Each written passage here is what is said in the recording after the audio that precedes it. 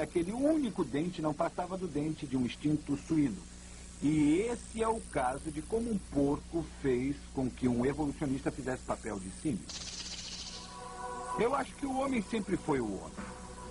A evidência científica demonstra isso. E, portanto, é bastante consistente. Nos bastidores e, ocasionalmente, quando fala de maneira bastante discreta, o evolucionista afirma que realmente não há provas de que o homem tenha se desenvolvido a partir do macaco.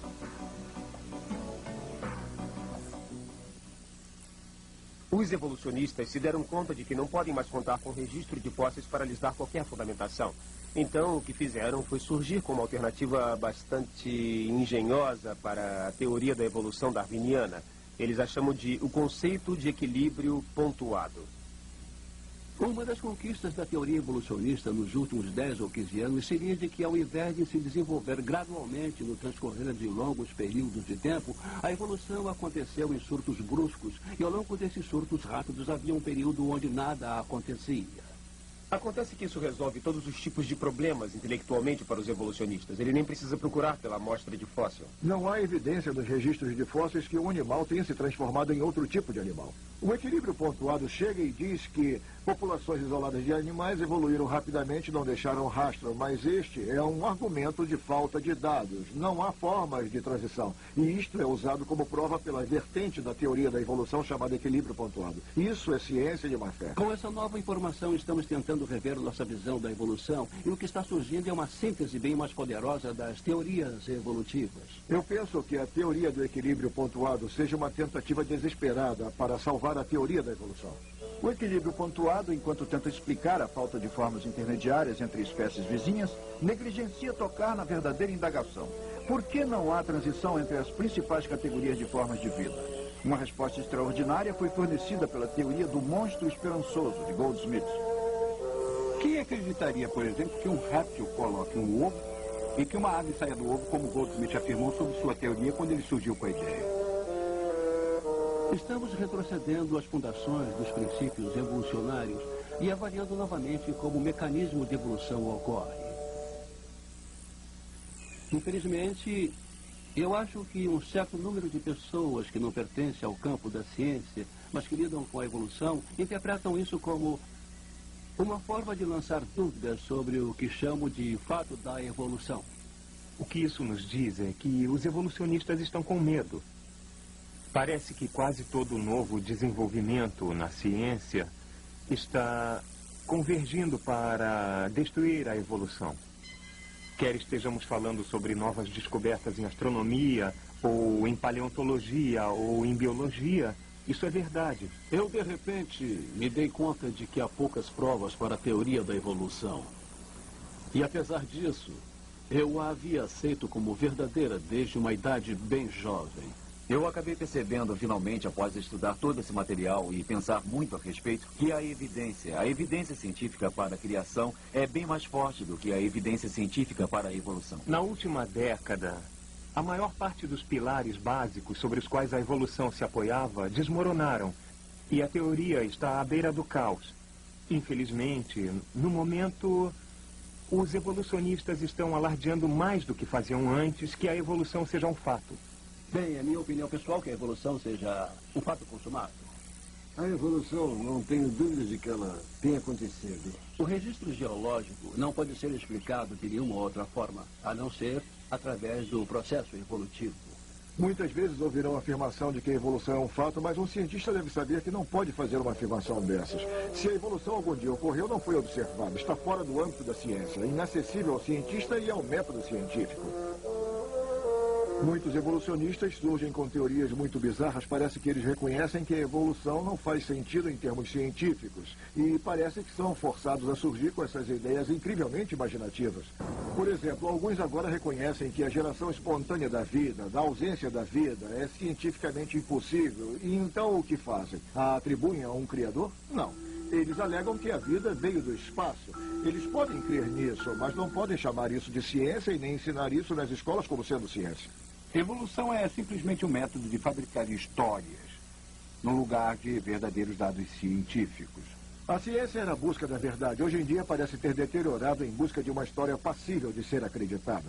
O cientista que conseguir inventar a história mais plausível e conseguir que ela seja publicada ou consiga que a mídia fale a respeito dela é o que se torna famoso.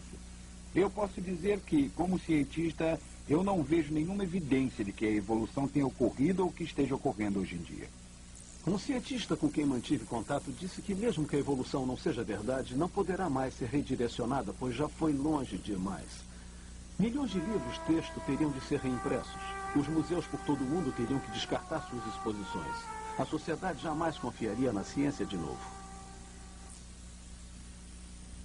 Em julho de 1925, o julgamento do século teve lugar em Dayton, Tennessee. Pela primeira vez na história educacional desse país, o conceito de criador foi desafiado. Esse foi o grande ponto de mudança. Até 1925, todas as aulas de ciências falavam sobre criação. Hoje em dia, tudo que se fala a respeito nas aulas de ciências é sobre evolucionismo. John Scopes, um professor de escola, foi considerado culpado por violar a lei do Tennessee que proibia o ensino da evolução humana. Menos de 10 anos mais tarde, em 1933, o Manifesto Humanista foi assinado por um pequeno, mas poderoso grupo de pessoas que se apresentava como uma religião não lucrativa. A religião deles era o humanismo e ela foi impulsionada através do sistema educacional por seu fiel seguidor John Dewey, um socialista e o primeiro presidente da Associação Humanista Americana. Hoje em dia, as escolas públicas oferecem seminários sobre a religião humanista de Dewey e sua doutrina do desenvolvimento evolucionista dominou o sistema educacional.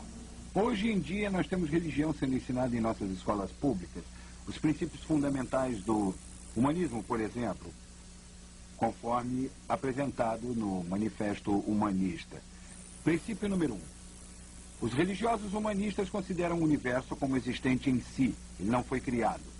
Princípio número 2. O homem é o produto de um longo processo natural, que é a evolução. Poucas pessoas originalmente tiveram controle sobre o sistema educacional desta terra.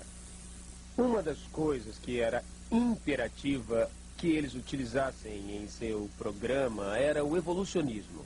A maioria das pessoas não acredita que a evolução tenha acontecido.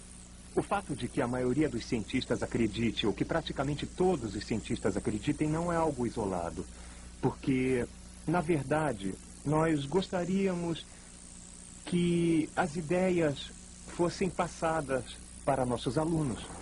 Acontece que todo cristão na América ainda não se deu conta de que o imposto que ele paga o salário dos professores, paga os livros-texto, e ainda assim a maioria dos pais não dizem uma palavra sobre qualquer coisa que acontece naquela sala de aula que os incomode.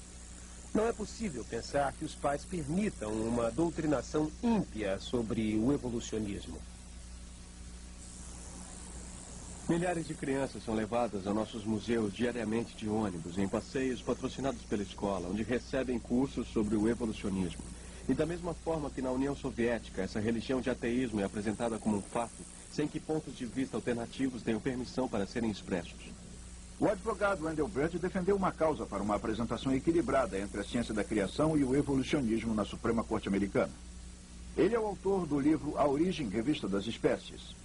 Para mim, a principal questão é a liberdade acadêmica. Porque ninguém está querendo excluir o evolucionismo das escolas públicas enquanto ensinam a teoria da criação. Eles, ao invés disso, os evolucionistas tentam excluir as alternativas. Enquanto, em geral, pregam o ensino exclusivo do evolucionismo.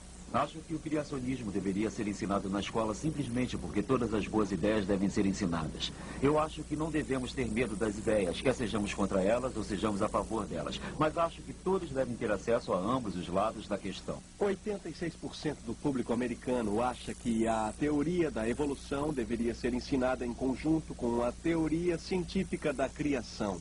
De acordo com a pesquisa da AP, noticiário da NBC por todo o país. Eu acho que o criacionismo deveria ser ensinado na escola, porque ele é uma parte do que somos e acho que deveria ser ensinado com a mente aberta, sem uma entonação religiosa. Os advogados por todo o país, mais de 2 contra 1, concordam que seja constitucional ensinar a teoria da criação juntamente com a teoria da evolução. E os advogados acreditam que ambas deveriam ser ensinadas em escolas públicas. O criacionismo deveria ser ensinado em nossas escolas. Tempo igual deveria ser dado para a evolução e para a criação. 42,3% dos professores de biologia acreditam no ensinamento da teoria da criação, juntamente com a teoria da evolução. E o mesmo é verdadeiro para membros do Conselho de Escolas, 2/3 de acordo com uma pesquisa do Jornal de Conselhos de Escolas. Acontece que, apesar de toda a fumaça, a grande maioria do público americano acha que é injusto ensinar apenas a teoria da evolução. Não mais de 6% quiseram que apenas o evolucionismo fosse ensinado. Porém, há esse total, essa dominação